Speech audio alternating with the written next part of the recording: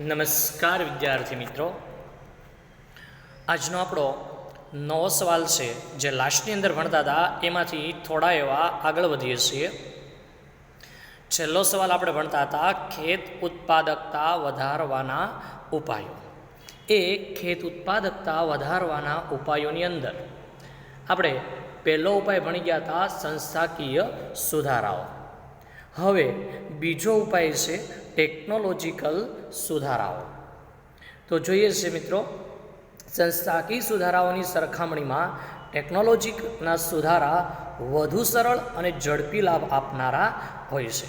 એવું કીધું છે મિત્રો કે ખેતી ક્ષેત્રે ઉત્પાદકતા વધારવા માટે સંસ્થાકીય સુધારાઓ જેટલા કંઈ પણ ઉપયોગી થાય એના કરતાં ટેકનોલોજીકલ સુધારાઓ છે તે ખેતી ક્ષેત્રે ઝડપથી છે તે ઉત્પાદન વધારી શકે છે. તેથી ખેત વિકાસની વ્યૂહરચનામાં આ ફેરફારોને વધુ મહત્ત્વ આપવામાં આવે છે.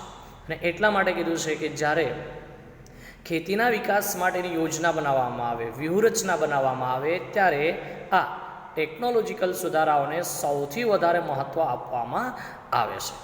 તો મિત્રો ચાલો જોઈએ છે કે આ ટેકનોલોજીકલ સુધારાઓ કયા કયા છે. પહેલો સુધારો છે મિત્રો સુધારેલા બિયારણો. વૈજ્ઞાનિક સંશોધનો દ્વારા સુધારેલા બિયારણો, જેને અત્યારે મિત્રો આપણે કહીએ છીએ હાઇબ્રિડ બિયારણો, વિકસાવવામાં આવ્યા છે. આવા વૈજ્ઞાનિક પદ્ધતિથી તૈયાર થતા બિયારણો વધુ પેદાશ આપે છે.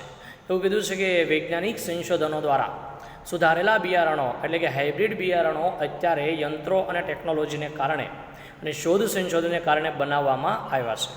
અને આ વૈજ્ઞાનિક પદ્ધતિથી જે બિયારણો તૈયાર કરવામાં આવ્યા છે અને થયા છે તે સૌથી વધારે છે તે પાક આપે છે. જ્યારે પેદાશ આવે છે, પાક આવે છે, તે મિત્રો વધારે આવે છે. એટલું જ નહીં, ઝડપી પાક પણ તૈયાર કરી આપે છે અને રોગોની સામે સફળ સામનો કરી શકે તે પ્રકારના હોય છે. મિત્રો અત્યારે જે આપણા તમારી કે મારી ખેતરની અંદર અને વાડીની અંદર એટલે કે જમીન પર જે પાક લેવામાં આવી રહ્યા છે એ પાકની અંદર મોટા ભાગે 99% જેટલા હાઇબ્રિડ બિયારણોનો એટલે કે સુધારેલા બિયારણોનો ઉપયોગ થાય છે. પછી અનાજના બિયારણો હોય તો પણ ભલે, રોકડિયા પાકના બિયારણો હોય તો પણ ભલે. એનો ફાયદો એટલો છે કે મિત્રો તેનાથી પેદાશ વધારે આવે છે, ઝડપથી એટલે ટૂંકા સમયગાળામાં તેનો પાક આવી જાય છે અને જુદા જુદા પ્રકારના જે રોગ હોય એની સામે તે એનો સામનો કરી શકે છે. એટલે કે જુદા જુદા પ્રકારના રોગ પણ એ પાકની અંદર આવતા નથી.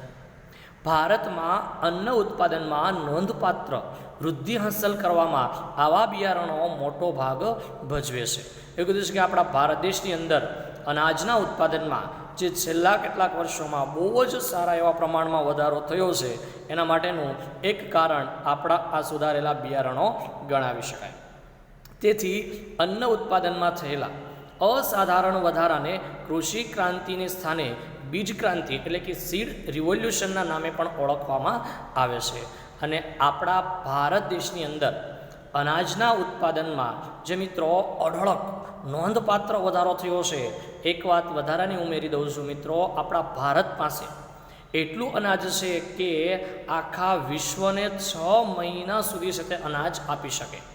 આ બાબતનો ઉલ્લેખ એટલા માટે કરું છું મિત્રો, આના પરથી આપણને ખ્યાલ આવે કે આપણા દેશની અંદર અનાજના ઉત્પાદનમાં કેટલો વધારો થયો છે, જેને કૃષિ ક્રાંતિ અને બીજા નામે બીજ ક્રાંતિના નામે પણ ઓળખવામાં આવે છે.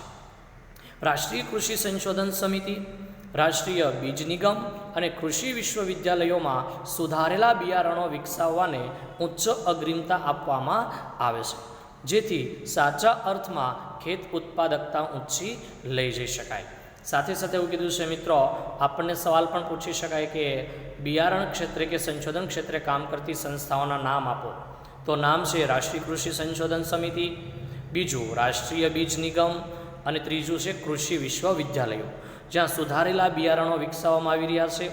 નવી નવી શોધ અને સંશોધનો થઈ રહ્યા છે, જેના લીધે ખરેખર છે તે આપણા દેશની અંદર અનાજની ઉત્પાદકતા અને ખેતીના તમામ પાકની ઉત્પાદકતા આપણે વધારી શકીશું. આગળ છે મિત્રો ખેત ઉત્પાદકતા વધારવાનો ટેકનોલોજીકલ ઉપાયની અંદર બીજો ઉપાય છે રાસાયણિક ખાતરનો વપરાશ. સુધારેલા બિયારણના ઉપયોગની સાથે રાસાયણિક ખાતરનો ઉપયોગ પણ ભારતમાં વધ્યો છે. હવે એવું કીધું છે કે આપણા ભારત દેશની અંદર ખેતી ક્ષેત્રે ખેડૂતો દ્વારા જે ધીમે ધીમે પહેલાં કરતાં સુધારેલા બિયારણોનો ઉપયોગ વધારે થાય છે, તેમ સાથે સાથે રાસાયણિક ખાતરોનો ઉપયોગ પણ વધ્યો છે. જે તે પાકને પૂરતું પોષણ મળી રહે અને તેનો શક્ય તેટલો ઝડપી વિકાસ થાય તે હેતુથી વિવિધ પાક પર રાસાયણિક ખાતરોના કરેલ પ્રયોગોથી સિદ્ધ થયેલ રાસાયણિક ખાતરો પાકની ઊંચી ઉત્પાદકતા માટે ખૂબ જ ફાયદાકારક બની રહે છે. એવું કીધું છે મિત્રો કે રાસાયણિક ખાતરનો ઉપયોગ કરવાને કારણે જે કોઈ પણ આપણે ખેતીનો પાક લઈએ એ ખેતીના પાક માટે જરૂરી એવા પોષક તત્વો છે મળી રહેશે. ફોસ્ફેટ હોય, નાઇટ્રેટ હોય, ઘણા બધા પ્રકારના તત્વો છે તે મળી રહેશે, જેનાથી પાકનો છે તે ઝડપથી વિકાસ થાય છે. અને ખાતરોના જુદા જુદા પાક હોય મિત્રો, એ અલગ અલગ અનાજના પાક હોય, રોકડિયા પાકો હોય, ફળો હોય, ફૂલો હોય, એ રાસાયણિક ખાતરોના જુદા જુદા ઉપયોગને કારણે આપણે જુદા જુદા જેવો પાક હોય એ પ્રમાણે મિત્રો એને છે તે જુદા જુદા પ્રકારના તત્વોની જરૂર પડે, અને એ તત્વો જે હોય એ તત્વોના ખાતરોનો છંટકાવ કરી અને ઊંચી ઉત્પાદકતા છે તે મેળવી શકીએ છીએ. જે પાકને જરૂરી હોય તેવું નાઇટ્રોજન, ફોસ્ફેટ, પોટાશ વગેરે જેવા રાસાયણિક ખાતરોનો ઉપયોગ કરવામાં આવે છે. મિત્રો જુદા જુદા પાક હોય એ જુદા જુદા પાકને જુદા જુદા પ્રકારના તત્વોનો અલગ અલગ પ્રમાણમાં જરૂર પડે. બધા જ પાકને બધા જ તત્વોનો એક સરખા પ્રમાણમાં જરૂર પડતી નથી. તો એના માટે જરૂરી એવા નાઇટ્રોજન, ફોસ્ફેટ અને પોટાશ જેવા રાસાયણિક ખાતરો છે એનો ઉપયોગ પણ કરવામાં આવે છે, એનો છંટકાવ કરવામાં આવે છે. ભારતમાં રાસાયણિક ખાતરોના ઉત્પાદન માટે જાહેર ક્ષેત્ર દ્વારા પ્રયાસો કરવામાં આવે છે. એટલે કે મિત્રો રાસાયણિક ખાતરોનું ઉત્પાદન સરકાર દ્વારા કરવામાં આવી રહ્યું છે. આ ઉપરાંત મોટા પ્રમાણમાં જરૂરી આયાતો કરી ખેડૂતોને નીચા ભાવે એટલે કે સબસિડીના ભાવે ખાતર પણ ઉપલબ્ધ કરાવવામાં આવે છે. એટલે એક બે સુવિધા મિત્રો સરકાર પૂરી પાડે છે, અને આ બાબત કદાચ જેટલા વિદ્યાર્થી મિત્રો જમીન છે, ગામડે ખેતી કરે છે કે સંકળાયેલા હોય એને સરળતાથી આ બાબત સમજાઈ શકે કે સરકાર દ્વારા જરૂરી એવું ખાતર ઉત્પાદન આપણા દેશની અંદર કરવાનો પ્રયત્ન કરે છે. તેમ છતાં પણ જે ખાતર ઉત્પાદન નથી થતું તે ખાતરો છે તે બીજા દેશમાંથી સરકાર આયાત કરે છે, અને આયાત કરેલું ખાતર પણ ખેડૂતોને ઓછા ભાવે એટલે કે સબસિડીના ભાવે સરકાર દ્વારા વહેંચવામાં આપવામાં આવી રહ્યું છે, જેથી કરીને ખેડૂતો ખાતરો ખરીદી શકે, એનો છંટકાવ કરે અને ખેતીનો પાક વધારે આવી શકે એટલા માટે. તો આ હતો મિત્રો બીજો આપણો છે તે ટેકનોલોજીકલ સુધારો અથવા તો ઉપાય કે ખેતીની ઉત્પાદકતા કેવી રીતે વધારી શકાય, તો કે રાસાયણિક ખાતરોનો ઉપયોગ કરીને. આગળ છે મિત્રો ખેત ઉત્પાદકતા વધારવાનો આપણો ત્રીજો ઉપાય સિંચાઈની સગવડમાં વધારો. એટલે કે મિત્રો કૃષિ ક્ષેત્રે જે કંઈ પણ આપણે પિયત કહીએ છીએ એટલે કે સિંચાઈની સુવિધા મળે છે એમાં વધારો કરવામાં આવે તો પણ ખેતીના ઉત્પાદનમાં વધારો કરી શકે. સમજૂતી જોઈએ છે. ભારતનું કૃષિ ક્ષેત્ર મોટા ભાગે આકાશી ખેતી કરે છે, એટલે કે ભારતીય ખેતી મુખ્યત્વે વરસાદ પર નભે છે, પરંતુ વરસાદ એ ખૂબ જ અનિશ્ચિતતા ધરાવે છે, જેની સીધી અસર ખેત ઉત્પાદન અને ખેત ઉત્પાદકતા ઉપર પડે છે. મિત્રો આ બધા છે તે તમે 11મા ધોરણથી એટલે સાથે સાથે નાના ધોરણોથી સાંભળતા હો છો કે ભારતની ખેતીને આકાશી ખેતી કહે છે. એટલે કે આપણા દેશની અંદર જેટલો વરસાદ પડે એ વરસાદ પર આપણા ભારત દેશની ખેતીનો આધાર રહેલો છે. પરંતુ મિત્રો મર્યાદા એ છે કે ભારતની અંદર અને વિશ્વના દરેક દેશની અંદર વરસાદ છે એની અનિશ્ચિતતા અને અનિયમિતતા છે. એટલે કે ક્યારે વરસાદ આવશે, કેટલો વરસાદ આવશે એની કોઈ ચોક્કસ નિશ્ચિત નથી, અને એની સીધી અસર ખેતીના ઉત્પાદન પર પડશે અને ખેત ઉત્પાદકતા પર પડશે. એટલે કે ઉત્પાદન અને ઉત્પાદકતા બંને નીચા રહેવા પામશે. ભારતમાં ખેતીનો મુખ્ય પ્રશ્ન એ સિંચાઈની સગવડો અપૂરતી છે. આપણા ભારત દેશની ખેતી સાથે સંબંધિત ઘણા બધા પ્રશ્નો છે મિત્રો, પણ એમાંનો જો કોઈ એક મેન મુખ્ય પ્રશ્ન હોય તો એ છે સિંચાઈની સગવડો અપૂરતી છે. એટલે કે દેશની જેટલી પાક વાવેતર થાય છે જેટલી જમીન પર, એ વાવેતર વિસ્તાર હેઠળની જમીનને હજુ પણ આપણે છે તે 100% સિંચાઈની સુવિધા પૂરી પાડી શક્યા નથી. હજુ પણ મિત્રો 40થી 45% જેટલી જ વાવેતર વિસ્તાર હેઠળની જમીનને સિંચાઈ સુવિધા ઉપલબ્ધ છે. 50થી 60% હજી પણ જમીન એવી છે કે જેમાં સિંચાઈની કોઈ પણ પ્રકારની સુવિધા નથી અને વરસાદ પર જ આધાર રાખવો પડે છે. જો ખેતીને વરસાદની અનિશ્ચિતતામાંથી ઉગારી એક કરતાં વધુ પાક લઈ શકાય તેવું નિશ્ચિત વાતાવરણ ઊભું કરવા સિંચાઈની સુવિધામાં વધારો કરવો એ ઉચ્ચ અગ્રિમતા ધરાવે છે. અને સાથે સાથે એવું કીધું છે કે ખેતી છે એ વરસાદ પર આધારિત છે અને વરસાદની અનિશ્ચિતતા છે. તો ખેતીને જો એમાંથી આપણે બચાવવી હોય તો તેના માટેનું સિંચાઈ માટે એક ચોક્કસ વાતાવરણ ઊભું કરવું પડશે કે વરસાદ પડે કે ન પડે, વધારે પડે કે ઓછો પડે, પણ સિંચાઈની સુવિધા એટલી ઉપલબ્ધ હોવી જોઈએ કે જેનાથી આપણે વર્ષની અંદર એક કરતાં વધારે પાક લઈ શકીએ અને પાકને પાણીની અછત અથવા તો પાણીના અભાવે જે નિષ્ફળ છે એ નિષ્ફળ જતો પણ અટકાવી શકતા હોવા જોઈએ. અને એના માટે આપણે સિંચાઈનું યોગ્ય માળખું ઊભું કરવું જોઈએ.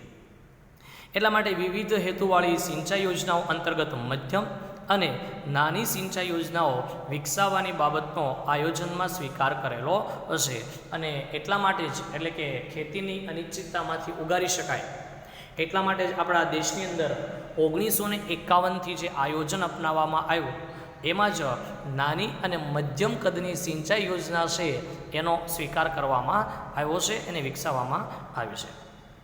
ભારતમાં સિંચાઈની સગવડોનો વ્યાપ વધારવાના હેતુસર સિંચાઈ ક્ષેત્ર વિકાસ યોજના અને આંતરમાળખાકીય વિકાસ ભંડોળની રચનાઓ કરવામાં આવી છે. સાથે સાથે કીધું છે કે આપણા દેશની અંદર સિંચાઈની સગવડો જે છે એમાં વધારો થાય એના હેતુ માટે આપણા દેશની અંદર સરકાર દ્વારા સિંચાઈ ક્ષેત્ર વિકાસ યોજના અને આંતરમાળખાકીય વિકાસ ભંડોળ નામની અલગ અલગ સંસ્થાઓની પણ શરૂઆત કરવામાં આવી છે.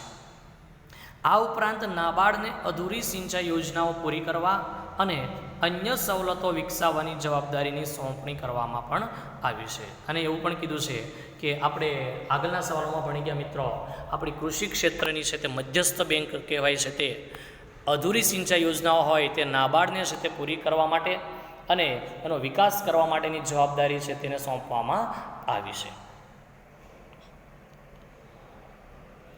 આગળ કીધું છે મિત્રો, ખેત ઉત્પાદકતા વધારવાના ચોથો ઉપાય છે ટેકનોલોજીકલ પરિબળોની અંદર યંત્રોનો ઉપયોગ. એટલે કે યંત્રના ઉપયોગ દ્વારા પણ આપણે ખેત ઉત્પાદકતા વધારી શકીએ. તો સમજૂતી જોઈએ છે. ભારતમાં કૃષિ ક્ષેત્રની નીચી ખેત ઉત્પાદકતા માટેનું એક કારણ એ પરંપરાગત સાધનો કે યંત્રો હશે.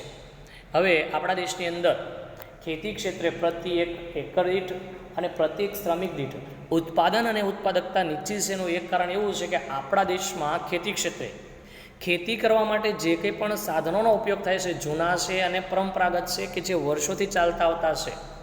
વાસ્તવમાં દેશમાં એન્જિનિયરિંગ અને ઓટોમોબાઈલના વિકાસની સાથે tractor, trailer, thresher, electric pump set, oil એન્જિનો, દવા છાંટવાના પંપ વગેરે આધુનિક યંત્રોની શોધ થઈ છે. અને એવું પણ કીધું છે મિત્રો કે હાલની અંદર ખરેખર દેશની અંદર એન્જિનિયરિંગ ક્ષેત્ર અને ઓટોમોબાઈલ ક્ષેત્રનો બહુ જ સારા એવા પ્રમાણમાં વિકાસ થયો છે. અને એની સાથે સાથે ખેતી ક્ષેત્ર પણ કેટલાક યંત્રો છે તેનો વિકાસ થયો છે, જેવા કે tractor, thresher, trailer, electric pump set, oil એન્જિનો અને દવા છાંટવાના પંપ. જો આ આધુનિક યંત્રોની શોધ થઈ છે અને જો આવા યંત્રોનો આપણે ઉપયોગ કરીએ તો આ યંત્રોના ઉપયોગ દ્વારા આપણે ખેતી ક્ષેત્રની અંદર વર્ષમાં એક કરતાં વધુ પાક લઈ શકીએ છીએ, જેથી કરીને આપણા દેશની પ્રતિ એક શ્રમિક દીઠ અને પ્રતિ એક હેક્ટર દીઠ ઉત્પાદન અને ઉત્પાદકતા વધારી શકાય. તો ખેતીની ઉત્પાદકતા વધારવાનો આ ચોથો ઉપાય હતો મિત્રો. બીજો ઉપાય છે ટેકનોલોજીકલ પરિબળો. એ ટેકનોલોજીકલ પરિબળોની અંદર ચોથો ઉપાય હતો યંત્રોનો ઉપયોગ. પાંચમો ઉપાય છે મિત્રો જંતુનાશક દવાઓ. એટલે કે જંતુનાશક દવાઓના ઉપયોગ દ્વારા પણ આપણે આપણા દેશની ખેતી ક્ષેત્રની ઉત્પાદકતા વધારી શકીએ. કેવી રીતે જોઈએ છે સમજૂતી. તૈયાર પાકને વિવિધ રોગો અને જંતુઓનો ભય વધુ પ્રમાણમાં હોય છે. એવું કીધું છે કે મિત્રો જ્યારે પાક તૈયાર થઈ જાય એ ત્યારે પાક તૈયાર થઈ ગયો ત્યારે જુદા જુદા પાકની અંદર જુદા જુદા પ્રકારના રોગો અને જુદા જુદા પ્રકારના કીટકો અને જંતુઓ છે તે આવે છે જે પાકને નુકસાન કરે છે. પાકને થતા જુદા જુદા રોગો સામે રક્ષણ મેળવવા તેમજ વિવિધ જંતુઓથી થતા પાકના નુકસાનને રોકવા વૈજ્ઞાનિક પદ્ધતિએ વિવિધ જંતુનાશકોનો કારગત ઉપાય શોધવામાં આવેલો છે. અને મિત્રો આ ખેતીની અંદર જે જુદા જુદા પાકની અંદર જુદા જુદા પ્રકારના રોગ આવે છે, સમયાંતરે જુદા જુદા પ્રકારના જંતુઓ આવે છે. દાખલા તરીકે ફૂગ હોય, ગળો હોય અને તીડ જેવા જે જંતુઓ આવે છે જે પાકને બહુ જ નુકસાન કરે છે. તો જો વૈજ્ઞાનિક પદ્ધતિથી આ જે જંતુનાશક દવાઓનો શોધ કરવામાં આવી છે અને એનો છે તે ઉપયોગ કરવામાં આવે તો પણ છે તે આપણે પાકના નુકસાનને બચાવી શકીએ.